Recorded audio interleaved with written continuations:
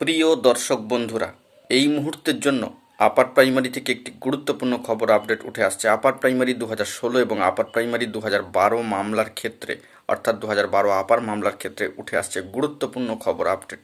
দুটি বড় খবর অবশ্যই একই ভিডিওর মধ্যে তুলে ধরবার জন্য চেষ্টা করছি। তো ভিডিওটিকে একদম শেষ পর্যন্ত ওয়াচ করবেন, কোনোভাবে কিন্তু স্কিপ করবেন না।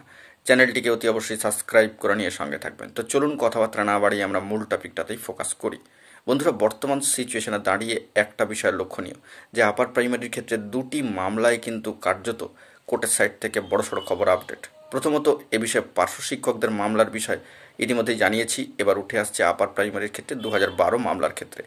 আপার প্রাইমারি 2012 মামলার ক্ষেত্রে দেখা যাচ্ছে যে 18 তারিখের পর থেকে, হ্যাঁ ঠিকই শুনছেন, 18ই মার্চ 2025-এর পর থেকে সেই অর্থে কিন্তু কোনো প্রোগ্রেসিভ স্ট্যাটাস এখনও পর্যন্ত উঠে আসেনি কোর্টের সাইটে। অন্যদিকে আপার প্রাইমারির ক্ষেত্রে অপেক্ষা করছেন 2016 প্রসিডিওরের অন্তর্গত 5th কাউন্সেলিংয়ের অপেক্ষায় থাকা প্রার্থীরা।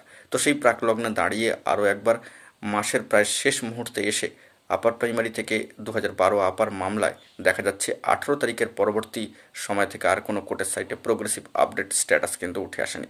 সেই সকল প্রার্থীরাও কিন্তু অপেক্ষা করছেন কী হবে একটা টান টান উত্তেজনা ও সংশয়ময় পরিস্থিতির মধ্যে দিয়ে যাচ্ছে।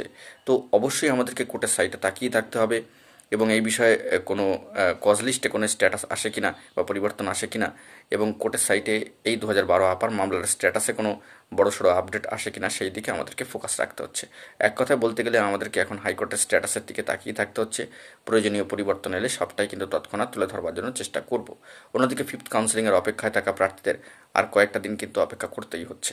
তো দেখা যাক সামগ্রিকভাবে কী ভালো খবর উঠে আসে। এখন এটুকুই, সকলে ভালো থাকবেন, চ্যানেলটিকে সাবস্ক্রাইব করে নিয়ে সঙ্গে থাকবেন। ধন্যবাদ।